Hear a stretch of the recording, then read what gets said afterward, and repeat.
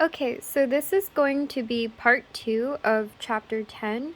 So in the previous video, I would have discussed it up until this point where I talked about how Dorian finally starts to kind of understand and take realization of how important Basil's love and care for him was, and how there is a differentiation between loving one's art for art's sake versus loving it because it's something that they made an effort in and put a lot of their love and what they value into it. And that's kind of what happened when Basil had painted Dorian. Initially, when I had first read this novel, I actually mistook Basil as being kind of a shallow character at first myself, because I thought that he had mainly cared about Basil because of how beautiful he was. But then we start to see that even after everything that ends up happening, which you will see later in the story, he still cares dearly for Basil, even after the fact that he kind of trampled on his feelings in his confession. So, the other thing to note here is he again wants to put this all behind him.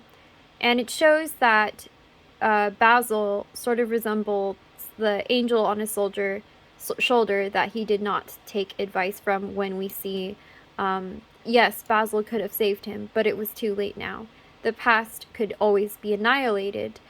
Regret, denial, or forgetfulness could do that, but the future was inevitable. So in other words, he could change, he could alter the future, but he can't alter his past, and so he preferred to make do with it. And so even though he wishes that he had chosen Basil as his major influence, he can't really do anything about it, and so he wishes to forget it all. So another thing that I wanted to point out was the importance of Dorian's childhood.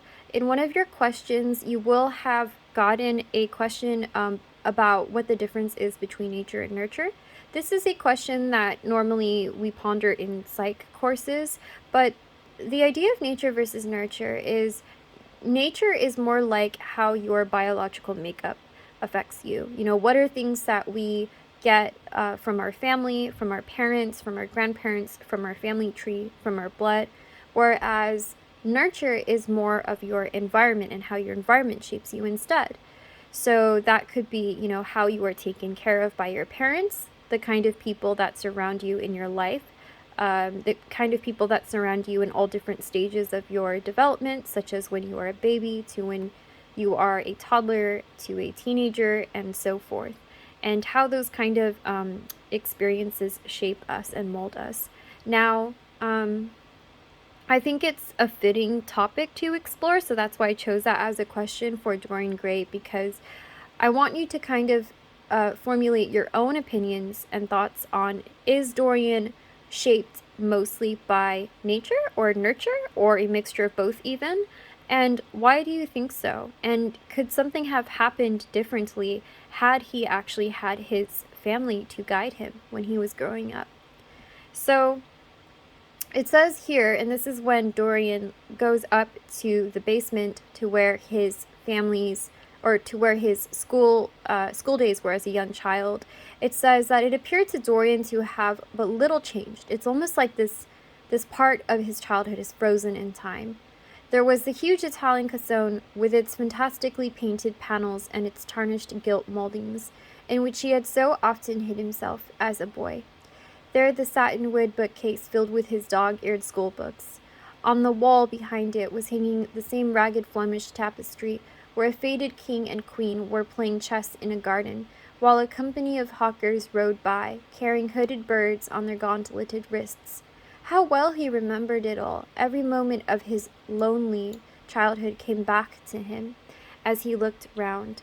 He recalled the stainless purity of his boyish life, and it seemed horrible to him that it was here the fatal portrait was to be hidden away. How little he had thought in those dead days of all that was in store for him. So in other words, he had no idea when he was a child that something like this could happen. I mean, how could he have? And this is something that many of us can probably relate to. When we're children, we don't we don't know what's in store for us. We can't even imagine what kind of trauma we're going to experience when we get older, if we do experience it at all, or we don't know what kind of mistakes we're going to make. I think when you're a child, you can have certain worries, but if you're especially at a young age, like Dorian had been when he's describing this, you probably didn't have the same worries about your future as you would once you are, maybe a teenager or a young adult or an older adult. And so this is kind of interesting to point out. So I just wanted to also highlight the fact that he does mention his childhood was quite lonely. So even though it was pure and described as innocent, it wasn't necessarily perfect. We see the important contrast between his childhood and the corruption that he is transforming from. But at the same time, it's ironic because his boyhood was also not perfect. He was quite lonely, especially because he had lost his parents at such a young age.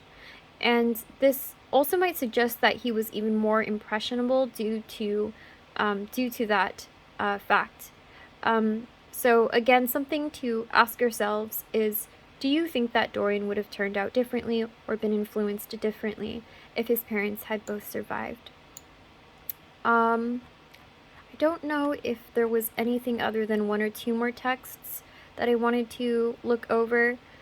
So this one is going to talk about the inquest again. So this is the investigation, and this is what bothered him in this chapter is Lord Henry sends him a note. This is actually Lord Henry's way of kind of consoling him in his own strange way. He provides an inquest with red pencil mark on the 5th page.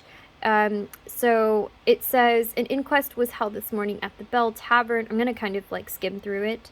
On the body of Sybil Vane, a young actress recently engaged. A verdict of death by misadventure was returned. Considerable sympathy was expressed for the mom, who was greatly affected during the giving of her own evidence, who had made the post-mortem exam of the deceased. So it's important to note two things that Henry gives him. So he gives him something that sort of smacks Dorian in the face with the truth, with what he is dealing with as a consequence of what has happened to Sybil. It represents the true nature of Dorian's life, something that he's experiencing directly. He can't act as if his world is just a piece of art that he can just be entertained by. There's no way of stopping the consequences when it's thrown in your face. And this is the number one experience, the number one climax that ends up beginning the indicator of Dorian's first corruption as he is about to transform. And number two, there's another thing that he gets from Henry, which is a book. Now, this part I feel like a lot of readers might get confused by, so I'll try to explain it as well as I can. So the book that intends to help him leave behind reality is a stark contrast to the inquest. The inquest is like straight in his face. This is what happened. This is something that you have to deal with on your conscience if you end up reading this, right? There's no way he can't feel anything, even if it's annoyance, even if it's like discomfort. That's a feeling that he will face if he reads this.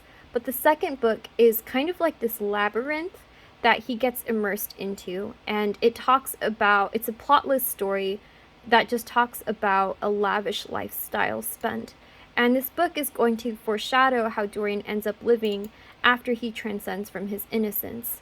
So it says here, his eyes fell on the yellow book that Lord Henry had sent him.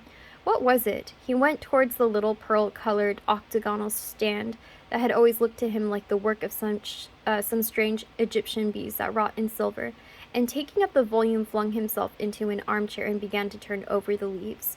After a few minutes he became absorbed. It was the strangest book that he had ever read. It seemed to him that in exquisite raiment and to the delicate sound of flutes, the sins of the world were passing in dumb show before him.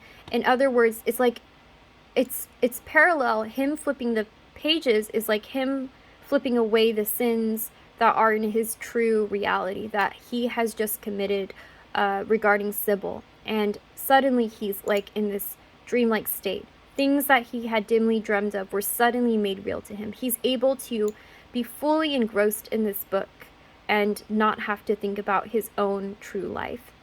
It was a novel without a plot and with only one character, which, again, this seems to be parallel to the fact that Lord Henry, being someone who wants to live for pleasure, who wants to live for pleasuring his senses, has told Dorian himself that that's really his intent in terms of living. He doesn't have a true goal that he is living for. And that kind of seems to be the influence that he has on Dorian. And so there's a parallel between reading this plotless novel about a young Parisian who spent his life trying to realize in the 19th century all the passions and modes of thought that belong to every century except his own. In other words, it's about this young man who is he himself reading and learning about things that don't actually directly concern him just for fun, but they don't actually go towards anything that is actually going to self-improve himself. So it's like a very big parallel to how Dorian is going to turn up and has been turning up as.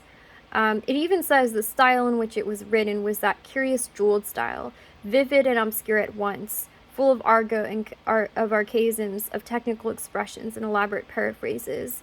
That characterizes the work of some of the finest artists of the French school of symbolists. So again, it's enhancing all of his senses.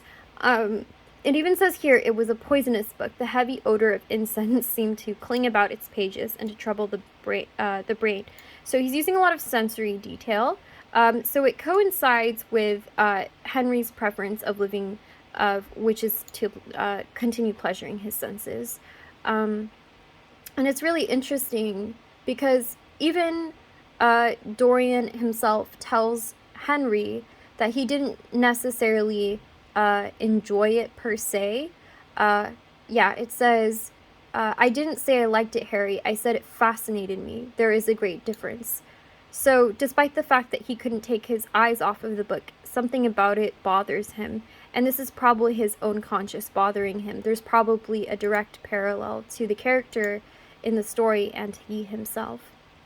So that's pretty much it for chapter 10. The next video may or may not be a preview to chapter 11, but feel free to let me know if you still want a preview for certain. Otherwise, I might skip over to the analysis. Since we are wrapping up the semester soon with just finishing up this book, I want to kind of spend more time analyzing the chapters with you. Alright, take care.